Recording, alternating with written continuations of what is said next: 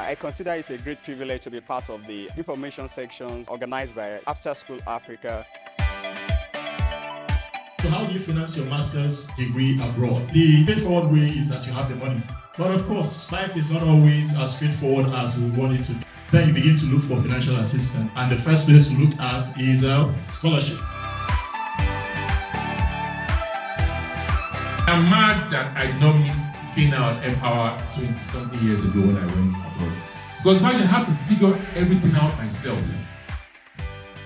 But the good thing is I was lucky that I met people along the way that taught me. But everything I did, I could have done it shorter. Data technology, so it's very important and intentional. But the course you're going for, the school you're going for, what you've been doing so far till now for you to want to go and school, it's very important that you're able to, narrate that and provide us all the documents that we need.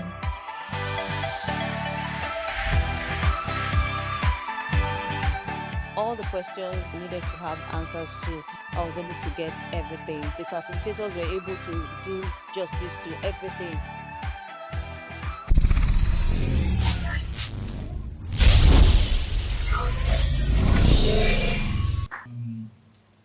This is an event that we are proud of. We have been about helping Nigerians, Africans generally, to access funding opportunities to advance their educational aspirations. And we are proud to be in partnership with one of the leading study financing institution, Empower, to make this event possible today. And in the course of the program today, we have someone here who is going to share his story about having gotten a scholarship to study abroad for his undergraduate program, and then from that moved on to get a loan to study for his master's program in US. And so by listening to his story, you get to understand the practicality of all of these things. Realize that it's not just some things that you see over the internet, but it's actually something that is realistic, that people are taking advantage of. And after that, we'll have our speaker from Empower who is going to tell us more about accessing the Empower loan, the things we need to know about, the documentation, and every other thing involved. And we also have a testimonial from one of our beneficiaries who have successfully gotten a loan to study, who is currently studying in Canada for his MBA program. But quickly, very shortly, I just want to talk about why take a loan to study abroad? Why should we even consider that? And I would like us to look at this brief data. In 2019, the Canadian government issued 3,000 study permits to Nigerians. And by 2021, the number doubled to 6,000. By 2022, it doubled to 12,000. And just 6 months into 2023, the number had already gotten to 18,000. So guaranteed, it's going to double again for this year, 2023. And that goes to show that the Canadian government is becoming more friendly towards Nigerians who want to study in their country.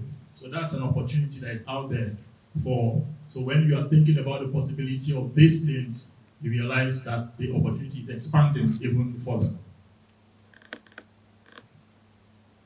And Nigeria has become that's Canada's fastest growing country, supplying international students to Canada. And get to that. This is the number of people who have Nigerians who have applied for study permits to study in Canada, and the number has been increasing, and the approval rate as well has been increasing. But then this is something that I want us to have a thought towards. The reason why most study permits is refused for Nigerians. The number one reason is insufficient finances. And you can take that data even in this room. If anybody have applied for visa, and I know in the first section we had people who came on and said their visa was rejected, but I had someone, when I asked what was the reason, she said it was finances. So it's almost always, if 20 people's visa is rejected today, 14 of them will be because of finances. And that's what the need that AfterSchoolAfrica is trying to meet in partnership with Empower. So the other reasons, but I mean, this takes the lead.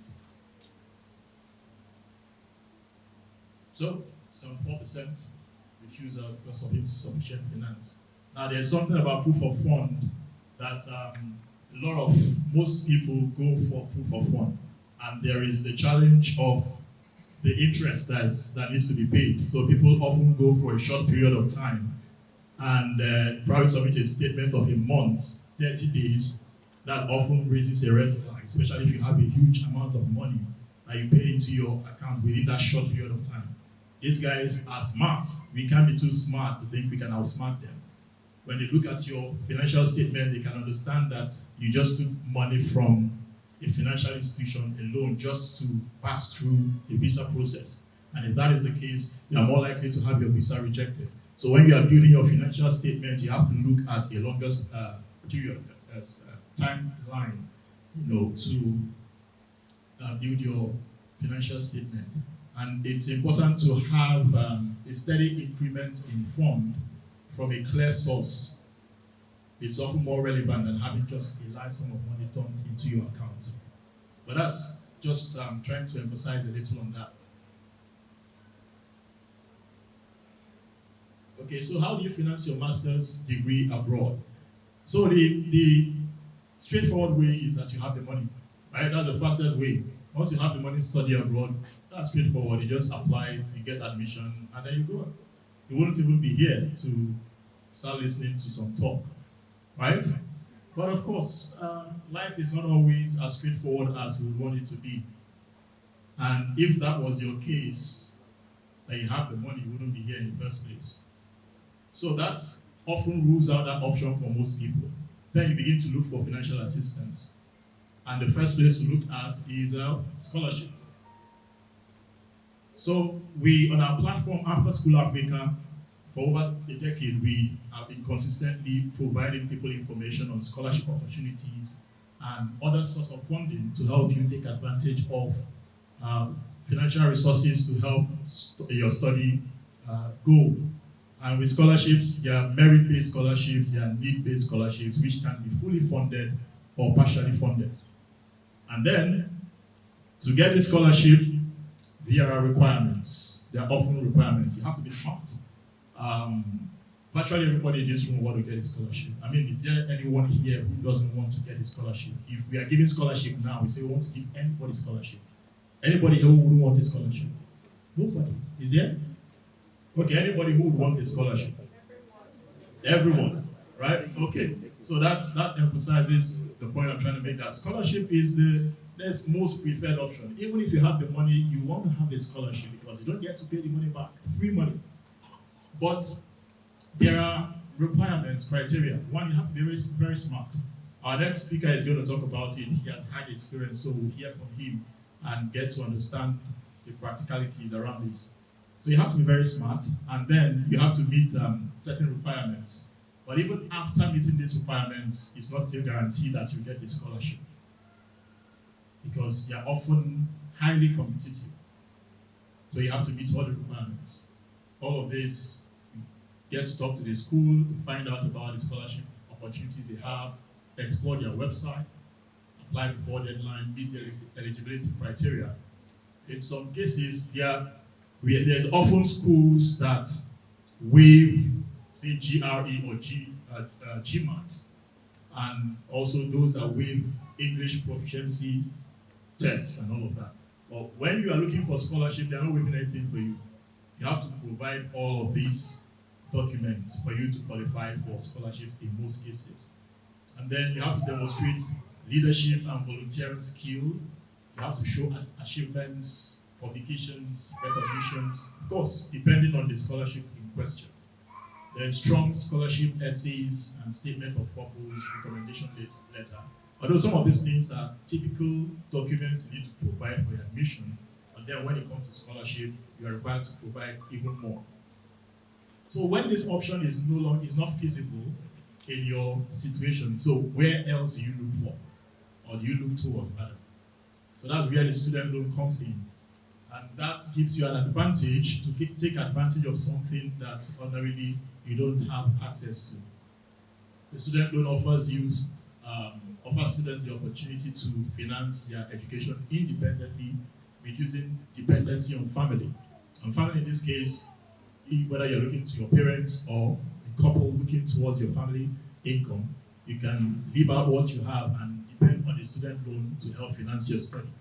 And then additionally, you get to repay the loan, which helps you build your credit history and understanding how the West works.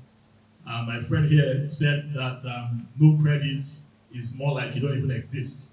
If you are in a developed, advanced country. So building a credit history is actually important to function in an advanced economy. And a student loan helps you achieve that.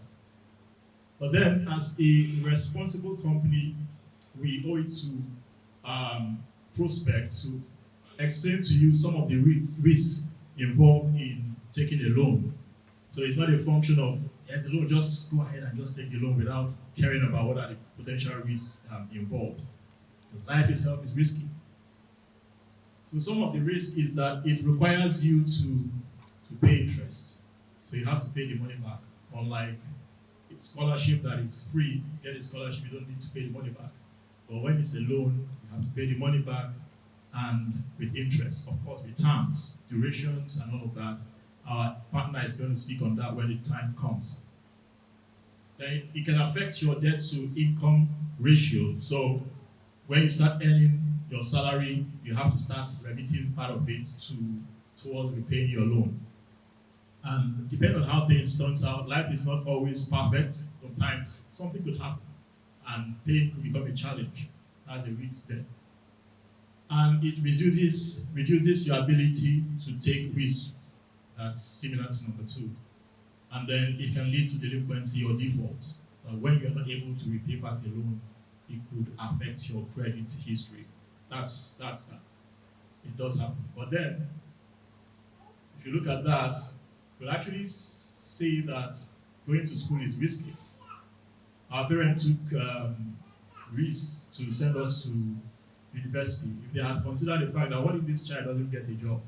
Maybe let's not even bother going to school, because there's a risk of not getting a job. So it's just in that direction.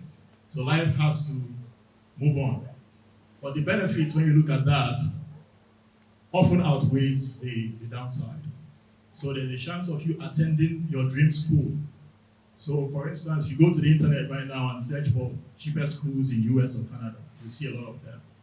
But it's not always about going to these cheap schools, because you might go to a school in Canada and find out that you are better off going to UNN, as the case may be. So there are things to consider. So, but a loan gives you that liberty to apply to schools that you would consider above your grade. So you can apply to these schools, and then a loan will help you take care of it. Again, Mr. Philip will address that when the time comes. Then it prepares you for a better job. So when you have a better degree from a reputable university in the US or Canada, you can get a higher paying job and a better adventurous career. It also helps you build your credit history, like I said, responsible with your finances and all of that. And that will turn out to be a positive skill that you build over time. So that's that. So it's there for you to ponder. As a matter of fact, everything we are saying here is to share information with you. The decision is 100% yours to take, but it's for us to present it to you, to show you the good side and the potential downside, and also give you insight on how to navigate through the potential downside, so you can come out from a more positive direction. My name is Ikenna Chukwujekwu. I'm the founder of AfterSchoolAfrica and the CEO of Edxtra Ltd, an international education consulting company. So we are in the business of helping Nigerians who are looking to study abroad to take care of the problems of the financial challenges of studying in developed countries. As we know, the cost of studying in US and Canada is quite expensive, and the major reasons why visas are rejected from people from this part of the world is usually because of insufficient funding. So we're trying to help people understand that there are opportunities they can take advantage of in the form of loans, study loans to access to study for their masters in US and Canada.